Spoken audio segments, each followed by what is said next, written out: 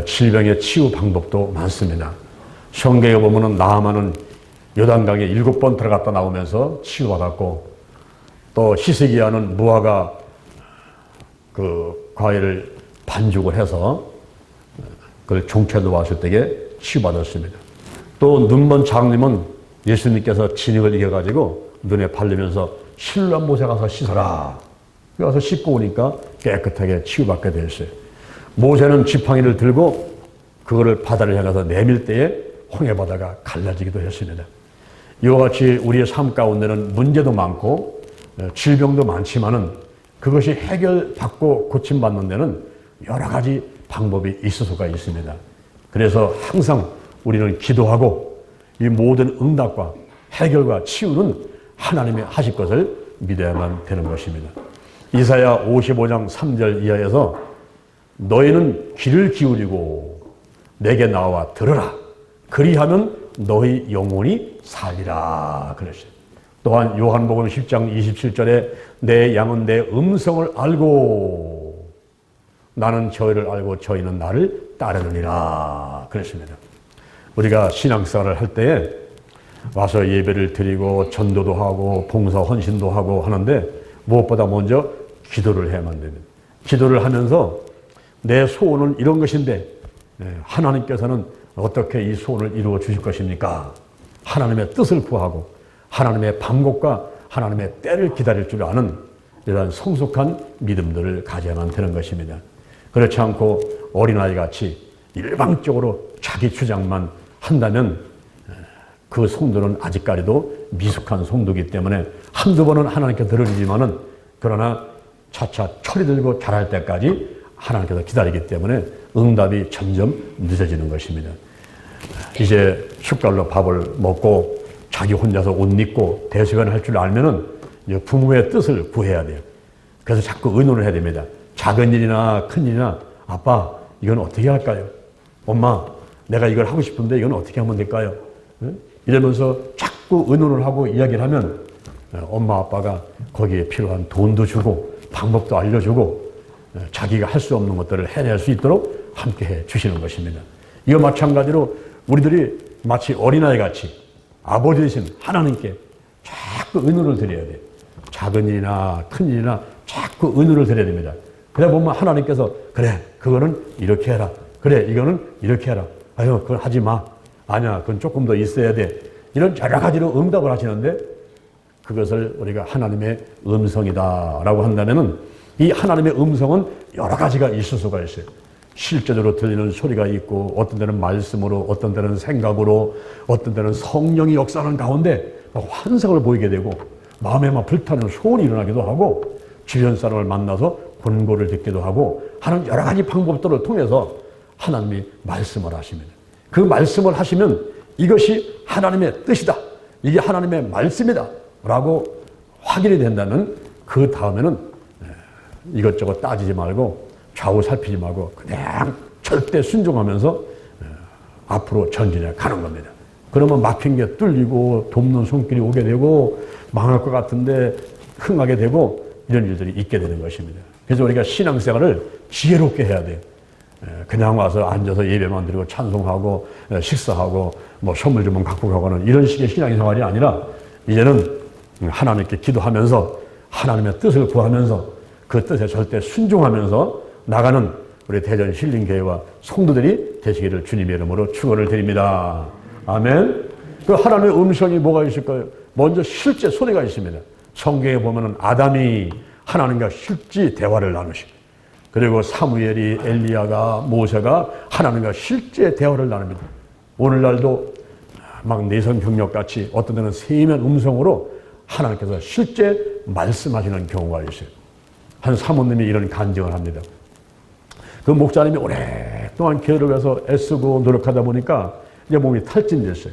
어느 날 화장실에서 일을 보다가 뭐가 펑 떨어지는 소리가 들더라는 거예요. 그때 사모님이 그 주방에서 일을 하다가 이 목사님이 아마 쓰러진 것 같으니 그 감이 확 오니까 뛰어들어가가지고 화장문을 열어보니까 아닌 게 아니라 목사님이 일 보다가 그냥 화장실에 팍 쓰러져 버린 거예요. 그리고 정신을 잃어버린 겁니다.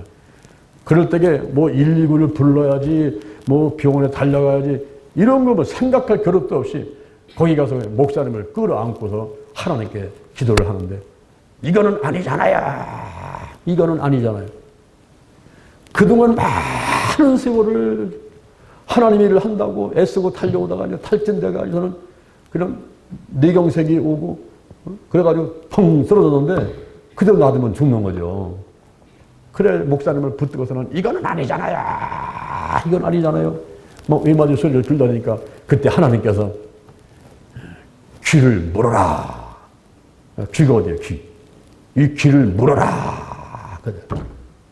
그래서 그냥 그 즉시 목사님의 귀를 그냥 입으로 콱 물어가지고 이빨을 그냥 잡아 뜯어버렸어요. 그래서 여기서 피가 다 솟구치면서 막힌 게 다 뚫려가지고 잠시 후에 목사님이 어떻게 된 거예요? 하면서 정신을 차려야 돼요. 그 길로 살았습니다. 그래가지고 병원에 달려가 봤더니 뭐 아무 이상 없어요.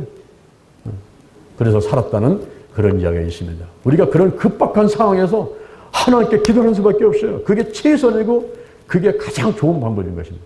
하나님께 기도하니까 하나님께서 귀를 물어라 이렇게 음성을 들으시니까 그대로 순종했더니 목사님이 살아났잖아요. 우리가 또 어떤 때는 말씀으로 하나님께서 하실 때가 있어요. 우리 말씀은 이렇게 기록된 말씀, 이거는 그라페라는 거예요.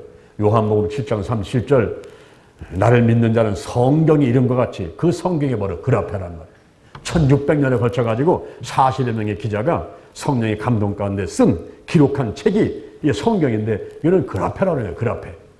그런데 이 안에는 내용이 예수님의 이야기예요. 그래서 오신 예수님, 다시 오실 예수님의 얘기인데 바로 계시된 예수 그리스도 그분을 가리켜서 헬라어로는 로고스 그래요. 로고스. 그러니까 이 내용은 기록된 말씀 그라페인데 이 안에 있는 내용은 로고스. 예수님에 대한 이야기가 써 있어요. 창세에서부터 시작해가지고 요한계시록까지 예수님에 대한 얘기를 쭉 써놓고 있는 책이 이 책이란 말이에요. 그래서 요한복음 1장 1절에 보니까 태초에 말씀이 계시니라 이 말씀이 하나님과 함께 계셨으니 이 말씀이 곧 하나님이시니라. 요한복음 1장 14절 이 말씀이 육신이 되어 우리 가운데 거하심에 우리가 보니 아버지의 독생자의 영광이요 은혜와 진리가 충만하더라. 히브리서 4장 12절에 보니까 하나님의 말씀은 바로 계시된 예수 그리스도 로고스는 예수님은 하나님의 말씀은 살았고 운동력이 있어 좌우에 날선 어떤 것마다도 예리하여 우리의 혼과 영과 관절과 골수를 찔러 쪼개기까지 하며 우리의 마음과 생각을 감찰한다. 그러니까 예수님을 모시고 그리고 늘 예수님과 더불어서 움직이려 하다 보면 이게 막 살아서 역사해. 막 살아서. 그러면서 내 혼과 영을 쪼개고 막 마음과 생각을 감찰하고 올바른 길을 가도록 인도해 주신다는 거죠. 근데 또 한 가지 말씀이 레마라는 거예요. 레마. 이 레마는 지금 이 시간 나에게 하시는 말씀이에요. 우리가 성경이 있다 보게 되면 그 말씀이 갑자기 확 커지면서 어떤 들의 마음을 막 동하게 하면서 내 머리에서 떠나지 않는 그런 말씀이 있을 수가 있어요. 그 말씀이 바로 레마예요. 레마. 지금 이 시간 나에게 하시는 말씀. 한 번은 어떤 집사님이 저한테 찾아왔어요. 그때 제가 전사 때인데 전사님 상담 좀 하러 왔습니다. 그러더라고요. 그래서 무슨 말씀입니까? 그랬더니 예, 제가 임신을 했습니다. 어휴, 그래 축하드립니다. 요즘 애기들 많이 안 낳으려고 그러는데 임신하시니 얼마나 좋습니까? 축하합니다. 아기 낳기 힘든데 아기 가지면 힘든데 아기 낳게 되니 축하합니다. 그랬더니 그게 아니고요, 전사님. 오늘 전사님하고 상담을 한 다음에 이 아이가 만약에 남자아이라고 한다면 아들이라고 한다면 바로 병원에 가가지고 수술하려고 합니다. 낙태 수술을 하려고 합니다. 내가 깜짝 놀란 거예요. 내 말 한마디에 지금 생명 하나가 죽는 자산에가 달려있어요. 내가 놀래가지고 아니 남들은 아들 낳으려고 노력도 하고 아들 없어서 그냥 고민도 하고 슬퍼하기도 하고 그러는데 왜 아들이면 안 낳으려니까? 그랬더니 우리 집에는 남자가 셋이래요. 남편이 한 명 있고 아들이 둘 있는데 남자 3명하고 생활하다 보니까 얼마나 힘든지 그다음에 애기가 생겼어요. 이 아이까지 남자면은 남자 4명하고 못 산다는 거예요. 그래서 이 아이를 떼놓고 싶다는 거예요. 근데 물어봤어요. 그럼 이 아이가 어떻게 생겼습니까? 예, 남자 3명하고 살다 보니까 너무 힘들어가지고 하나님께 기도하기를 하나님 아버지 예쁜 딸을 좀 하나 주세요. 저 혼자서 남자 3명하고 살다가 너무 힘드니까 여자 하나 주세요. 이러면서 기도하다가 이 아이가 생겼대요. 그래요. 그럼 기도 한번 해봅시다. 그래요. 그 집사님의 머리다가 손을 얹고서 기도를 했어요. 하나님 아버지 여기 딱한 사정이 있습니다. 남들은 아들 낳기를 원하지만 여기 우리 집사님은 이 아이가 만약에 아들이라면 떼려고 하는 이런 생각 갖고 있는데 주여 어찌하오리까? 하나님께서 말씀해 주옵소서. 이러면서 제가 이제 손을 얹고서 기도를 하는데 하나님께서 말씀을 딱 주시는데 빌립보서 2장 13절 말씀을 주시는 거예요. 너희 안에서 행하시는 이가 하나님이시니 자기의 기쁘신 뜻을 위해서 너희로 소원을 두고 행하게 하신다. 아하, 하나님 알았습니다. 이제 내가 딱 하나님 뜻을 알아차렸어요. 기도를 딱 마친 다음에 집사님 이 아이는 딸입니다. 딸. 여자예요. 여자예요. 그러니까 병원에 갈 필요 없어요. 그냥 낳으셔야 됩니다. 아우 진짜라고. 진짜라고. 진짜. 왜냐하면 집사님이 기도하는 가운데 딸이었으면 좋겠다라는 소원을 가지고 기도하다가 애가 생겼죠. 또 지금 하나님이 주시는 말씀이 빌립보서 2장 13절 말씀을 주는 걸 보니까 너희 안에서 소원을 두고 행하게 하신다 했는데 결국은 집사님이 소원 갖고 행하다가 애기가 생겼는데 그 아이가 딸이지 어떻게 아들이겠습니까? 딸이니까 낳으세요. 막 90도 절을 하면서 아유 전사님 감사합니다. 제가 병원에 안 가고 집을 가겠습니다. 그리고 돌아가는데 그때부터 내 마음이 막 불안하기 시작하는 거예요. 야 저러다가 진짜 아들 낳으면 어떻게 하지? 그러면 목사님을 또 원망하고 전사님을 원망하면서 평생 살아면 안 될 텐데 이런 생각이 있어요. 그때부터 제가 매번 기도 시간마다 기도를 했어요. 하나님 아버지 혹시 아들이면 딸로 바꿔주시고 딸을 낳게 해달라고 그냥 기도를 했어요. 근데 오늘도 달려왔었다. 전사님 큰일 났습니다. 왜 그래요? 애가 거꾸로 앉았대요. 거꾸로. 이걸 어떻게 하면 좋겠습니까? 그러면 산부인과를 가야지 왜 나한테 추천했더니 하나님이 더 전능하시지 않느냐고 기도해달라고. 그래서 또 기도해드렸더니 또 전화가 왔어요. 전사님 애가 제대로 앉았대요. 나는 거꾸로 앉은 게 뭔지 제대로 앉은 게 뭔지 모르지만은 하여튼 그래 가면서 얘기를 하는 거예요.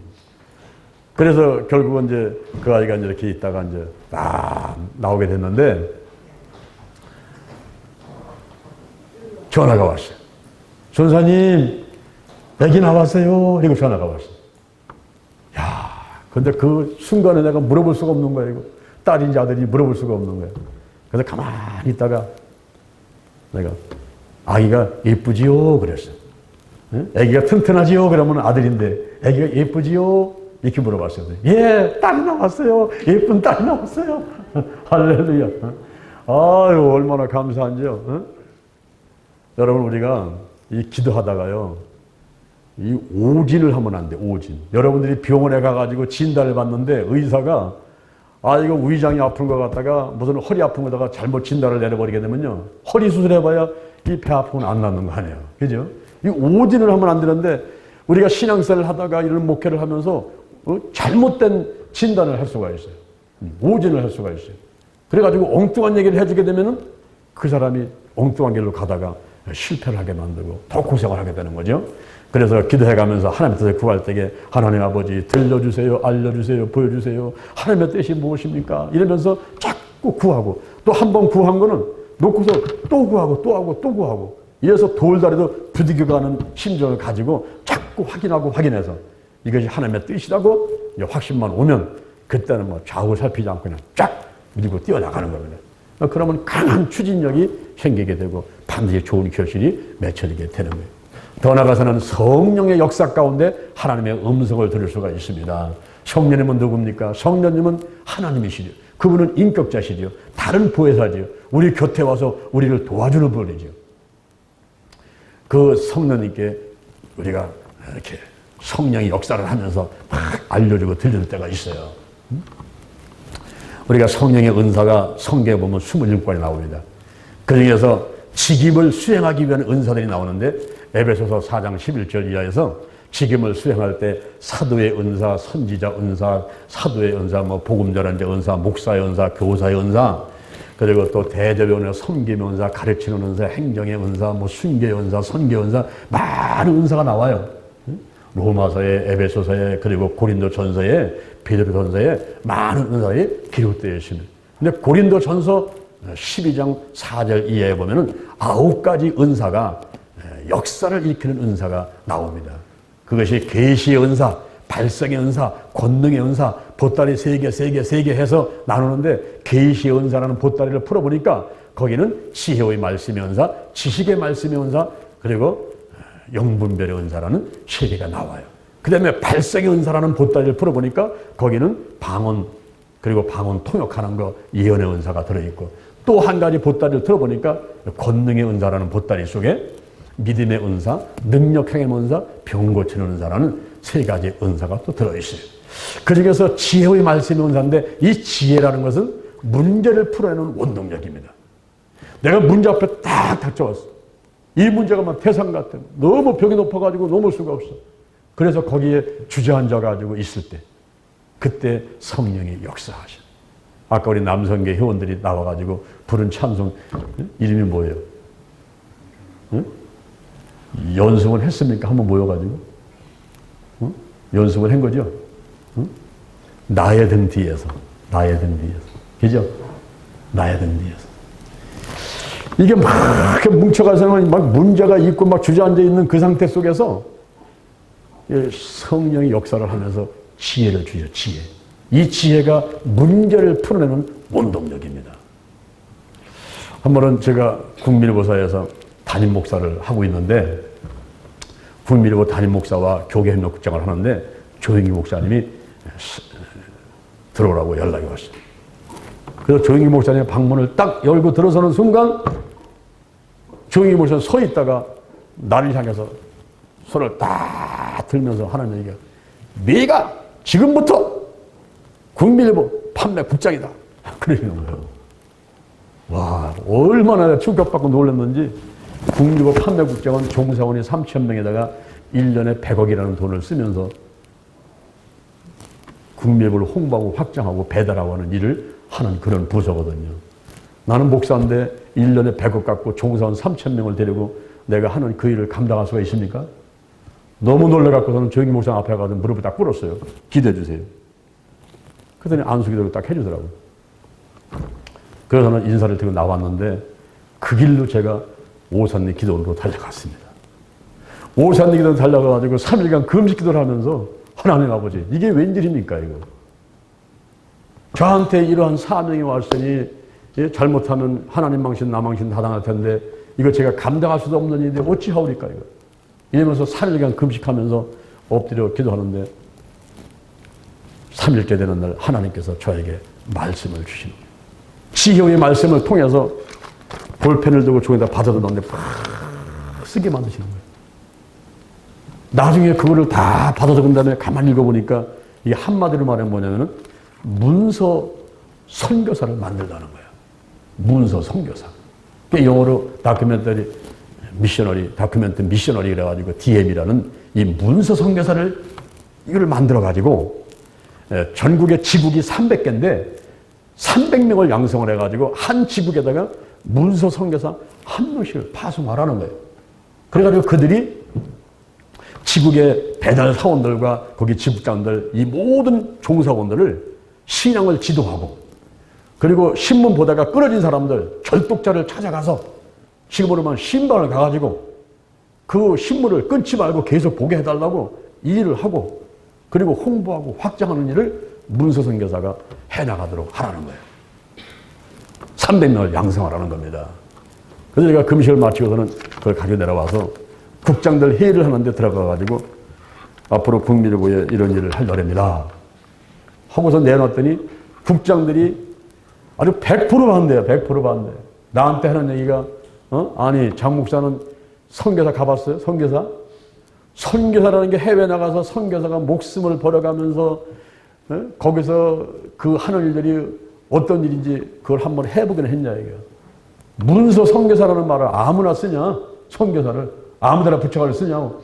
이러면서 나를 막 핀잔을 하고 막 몰아치는데, 아이고 내가 뭐 대답할 말이 있어야지.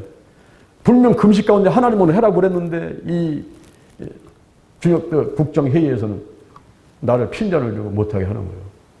그래서 제가 그러면 제가 한 일곱 개 정도의 이름을 이렇게 만들어가지고 조영기 목사님을 찾아뵙겠습니다. 그래서 목사님이 찍어주는 이름을 가지고 이런 일을 한번 해보겠습니다. 그래서 뭐 문서 전도인, 증인, 그 다음에 문서 선교사, 이 별 이름을 7개를 쫙 적어가지고 조영기 목사님을 찾아갔어요. 찾아가서 제가 오산리 기도원 가서 금식기도 하는 가운데 하나님께서 이런 일을 하라고 하시는데 이름을 뭐라고 지어야 될지 몰라서 국장의 회의를 하다 보니까 여러 가지 이름들이 나왔습니다. 이 7가지 이름 중에서 목사님께서 한 가지 찍어주세요. 그랬더니 목사님께서 그거를 쭉 보더니만 한 곳에다가 동그라미를 딱 치시더라고요. 그게 뭐였을까요? 조영기 목사님이 동그라미 쳐준 이름이 뭐였을 것 같아요? 네? 지금 내가 무슨 얘기를 하는 거냐고. 지금 내가 기도원에 올라가가지고 하나님께 3일간 금식하면서 할 때가 하나님이 뭐를 만들라 그랬어요? 문서 선교사를 만들라. 다큐멘터리 미셔널이라는 문서 선교사를 만들라 그랬잖아요.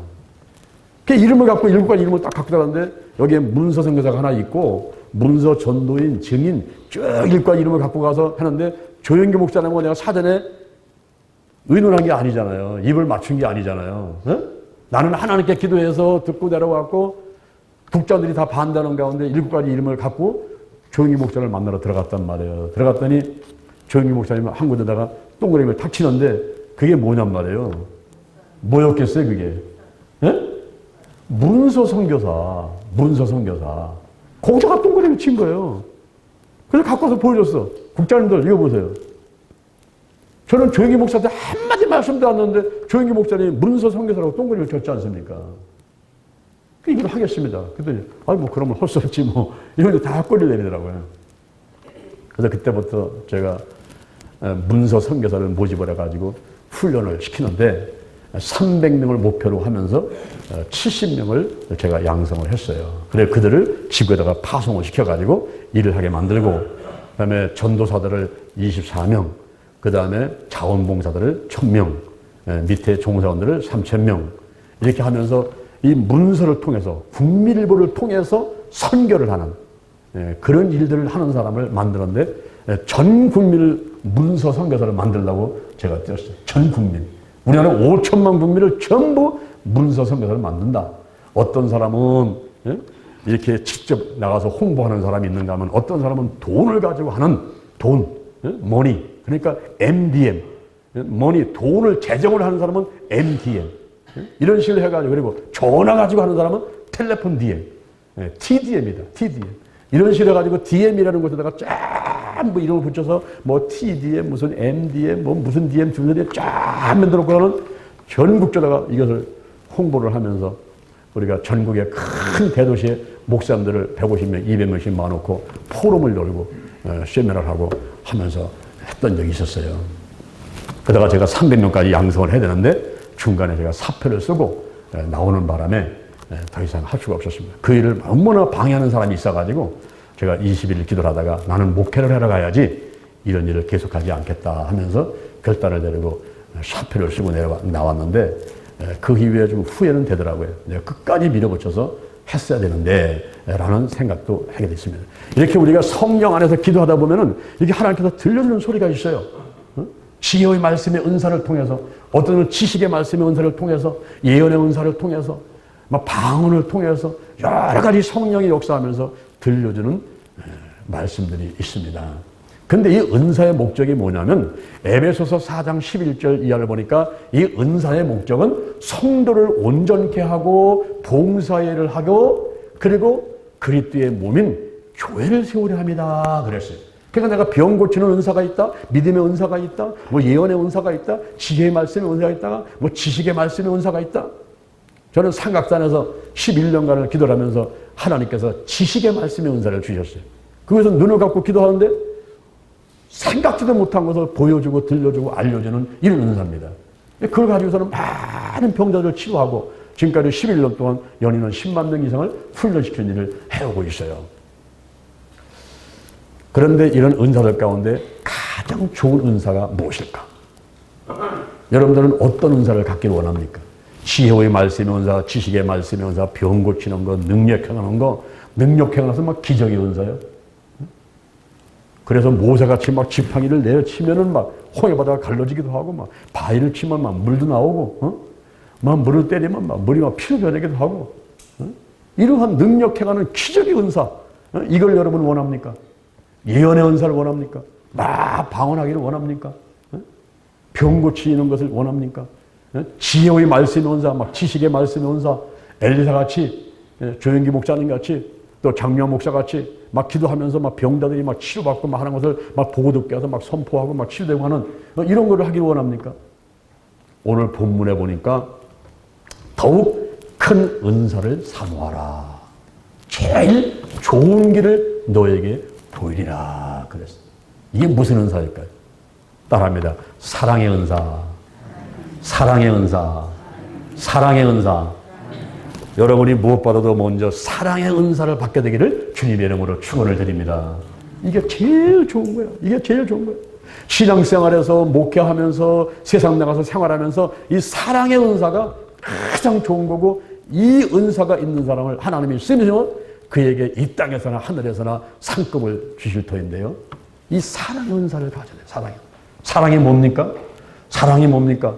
아끼고 우애주면서 관심 갖고 한없이 베풀어주는 거예요. 한없이. 그냥 막 차고 차가지고 더 넘칠 때까지 한없이 베풀어준다고. 한없이.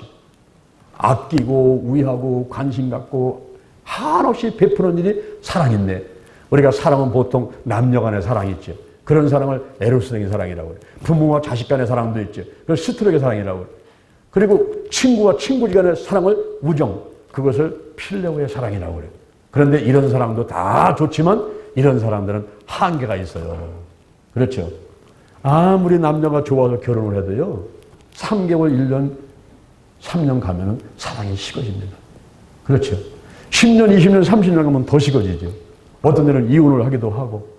남녀 간의 사랑은 한계가 있는 거예요. 부모와 자식 간의 사랑도 영원토록 갈 것 같지만 그렇지 않아요. 그저 3살 때, 4살 때, 7살 때, 10살 때 그때 귀엽지, 이거 벌써 나이가 들어가지고 20살, 30살 돼버리면요 말 안 들어버려요. 그리고 어떤 때는 더 나가면 자식이 왼수처럼 생각될 때도 있는, 무자식이 상팔자다, 이런 얘기가 자기도 모르게 튀어나올 때도 없잖아, 있다는 거죠. 그러니까 이거는 끝까지 영원토록 가는 그런 사랑이 아니에요. 친구 간의 사랑, 우정이라는 거 영원토록 갈지 알지만은 어느 순간인가 변할지 몰라요.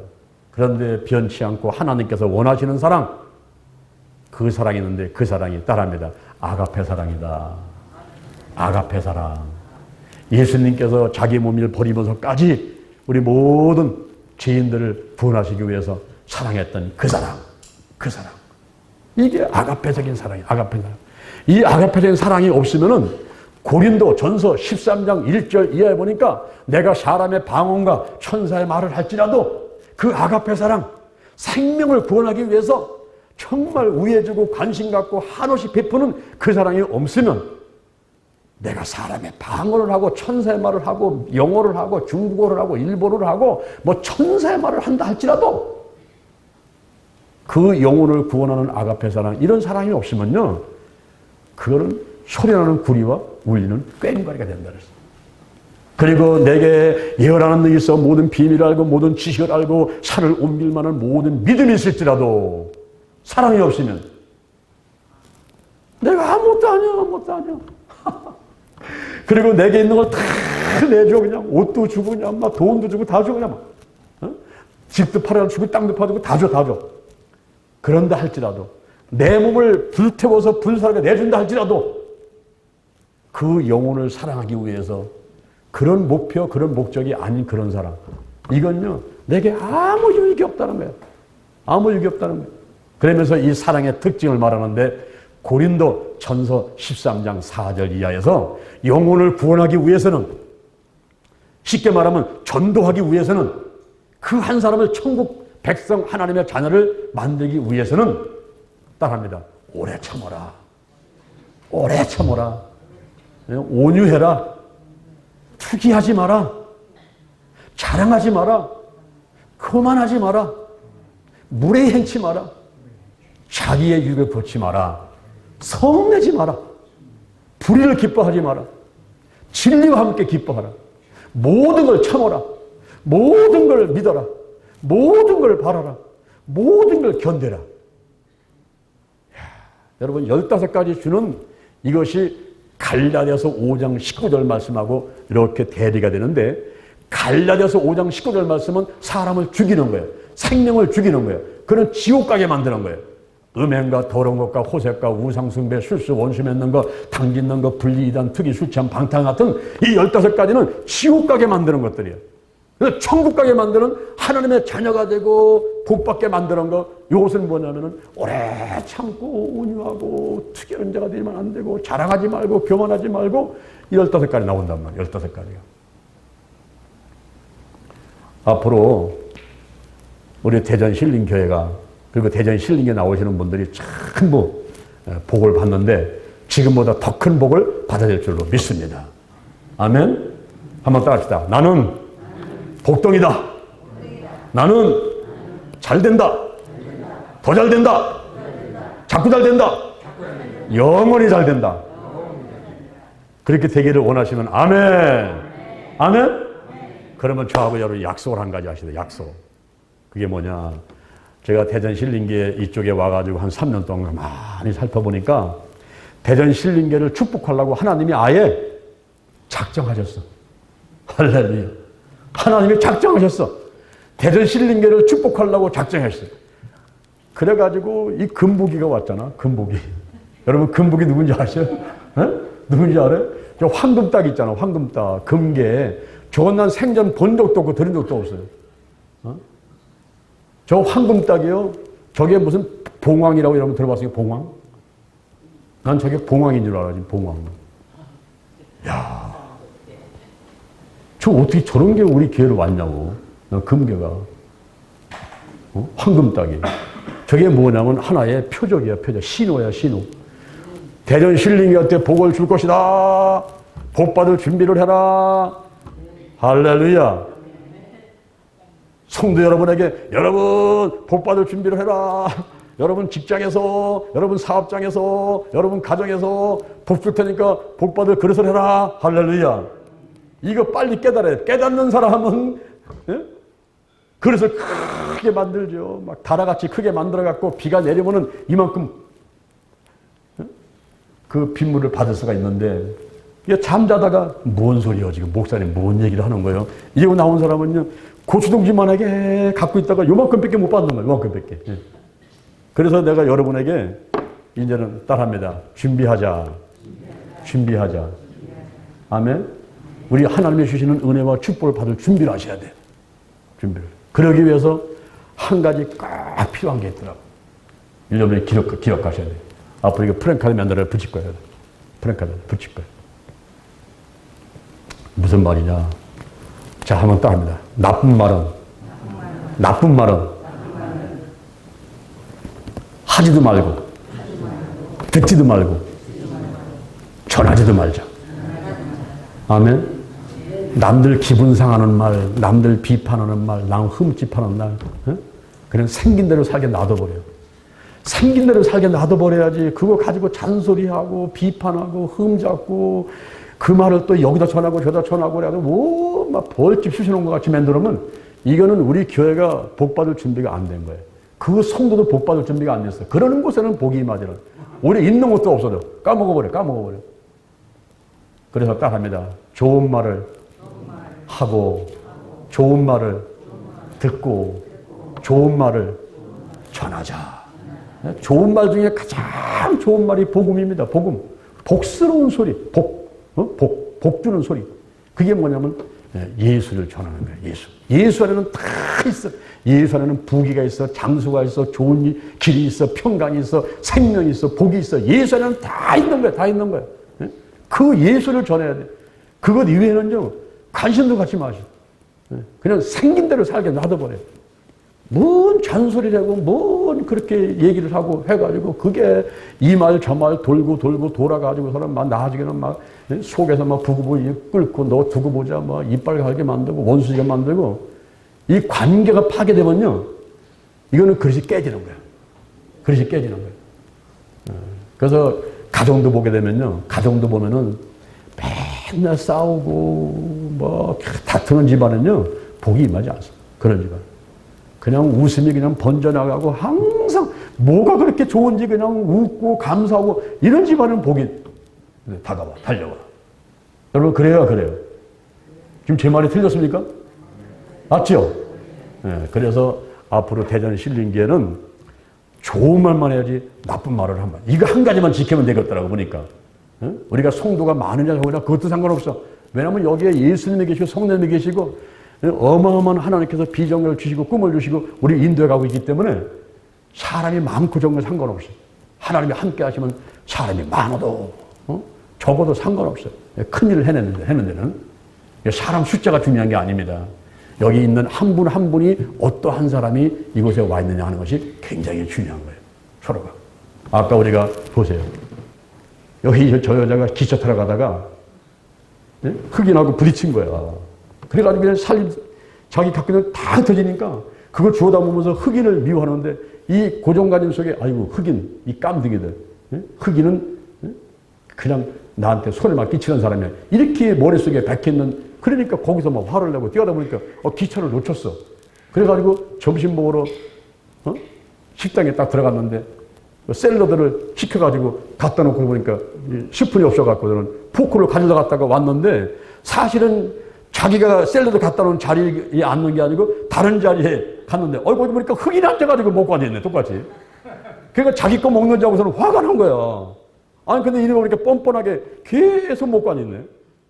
그러니까 이 여자가 앉아갖고서는 같이 사실은 자기 거라고 생각을 한 거죠. 근데 흑인이 먹고 있다고 생각하고는 그걸 같이 먹는 거야. 먹는데 나중에 흑인이 일어나더니만 가더니 커피를 또 타갖고 오잖아. 그래서 커피까지 한 잔을 갖고 오니까 저는 정말 뻔뻔한 놈이네 저거. 남이 거 뺏어 먹더니 아주 커피까지 갖다 오고서는 가네. 이런 생각을 한 거야 이 여인이.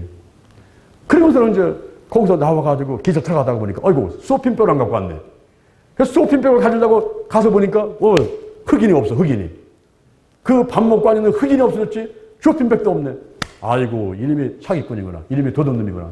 그러면 그렇지. 내가 흑인 아이고 또 당했네. 이러면서 속상해서 왔다 갔다 하다 보니까 거기 먹지 않은 샐러드하고 자기 쇼핑백에 놓여있는 자리겠는데 보니까 아이고 내가 자리를 잘못 알았구나. 내가 갖다 놓은 자리는 저쪽인데 여긴지 알고서는 오히려 흑인 걸 뺏어 먹은 거야 자기가. 근데 보니까 흑인은 그래도 화를 안 내고 다 먹게 만들고 나중에 커피까지 대접하는 흑인의 마음. 이 넉넉한 마음을 이 여인이 깨달은 거야. 오늘날 우리가 이런 착각 속에서 나만 옳다고 하는 착각 속에서 살아갈 수가 있거든요. 그러다 보니까 자꾸 다른 사람을 얘기를 하는 거예요. 얘기를 하면서 짚어서 얘기를 하는 거예요. 그러다 보니까 다른 사람을 비난하니까. 자, 손가락 이렇게 한번 해보세요. 손가락 이렇게. 손가락 이렇게 한번 해보시죠. 다른 사람은 한번 이렇게 하면서 에휴 못생겼다 욕 한번 해보시죠. 에이 못생겼네. 에이 못생겼네. 그럼 뭐라는지 알아? 하나님 영광 가리고 너는 더 못생겼다. 너는 더 못생겼다. 너는 더 못생겼다. 자기한테는 3번 못생겼다고 스스로가 얘기하는 거예요. 남들한테는 한 번만 얘기했지만. 근데 옆에 사람한테 한번 자, 복 받으세요 한번 해보세요. 복 받으세요. 복 받으세요. 그러면 하나님 영광 받으시고 한 번 복 받았는데 자기한테 몇 번 옵니까? 한 번, 2번, 3번 오잖아. 쌍권총 쏘면은 쌍권총 6번 와버려 한 번에. 이러니까 우리가 복 받는 행동을 하고 복 받는 말을 해야지. 자꾸 좋지 않은 말, 나쁜 말만 자꾸 하고 다니니까 그건 뭐냐? 다 까먹는 거야. 나는 복 안 받을래. 다 까먹을래. 나는 그냥 아주 가난하게 살 거야. 저주받으면서 살 거야. 이런 식이야. 이런 식. 그러니까 제가 이 대전 신림교회를 가만히 보면서 우리 성도들이 복 받아야 되겠고 우리 교회가 복 받아야 되겠고 지금 막 하나님께서 역사를 하면서 어마어마한 축복을 갖고 오는데 우리가 그릇을 만들어야 되겠다. 그릇. 그래서 따릅니다. 나쁜 말은 하지도 말고 듣지도 말고 전하지도 말자. 아멘? 오른손 한번 들어봐. 오른손. 아주 선서를 해야 돼. 선서. 오른손 드시 오른손. 여러분하고 약속이야. 나하고 약속이 아닙니다. 여러분 자신하고 약속하는 거야. 그리고 혹시 제가 이제 나쁜 말 하는 사람이 있으면은 내가 그 사람을 불러가지고 아주 끝까지 한번 추적 한번 해볼까. 왜 그런 말을 했나? 누가 그런 말을 했냐? 끝까지 한번 추적할 거야. 그래가지고 우리 교회를 해치는 사람이 있으면은 내가 찾아가지고 혼을 좀 낼 거야. 아멘? 그래도 괜찮겠죠? 여러분 오른손 한번 들어보시죠. 듣고서 오늘 선서라는 거예요. 나는 이 시간 이후 나쁜 말은 하지도 않겠다. 듣지도 않겠다. 전하지도 않겠다. 예수 이름으로 약속합니다. 아멘. 할렐루야. 여러분 정말 이대로만 여러분이 시작을 하면요, 여러분 복 받습니다. 우리 대전힐링교회 부흥됩니다. 아멘. 크게 하나님께서 역사하십니다. 사용하십니다. 벌써 하나님께서 신호를 보내고 있잖아. 막 금보기가 왔어. 막 뒤에 그냥 우리 농장이 생겨가지고 그냥 거기다가 막 80그루 벌써 과일나무를 심어놨지. 막. 그 주인이 와보고서는 그냥 주인이 더 기뻐하더라고. 저 주인이 와보고. 그래서 좋지. 또 하나님이 더 큰 복을 좀 준비하고 있지. 그러니까 여러분, 우리끼리 똘똘 뭉쳐야 돼. 할렐루야. 서로 사랑해야 돼요. 서로 관심 가져주고, 서로 사랑해주고, 서로 우애해주고, 이끌어주고, 도와주고, 이런 관계만 되면 여러분이 복받고 교회가 복받고 우리 교회를 통해서 한국계, 세계계, 민족복음화, 세계복음화가 반드시 이루어질 줄을 확신합니다. 아멘. 잠시 기도하겠습니다.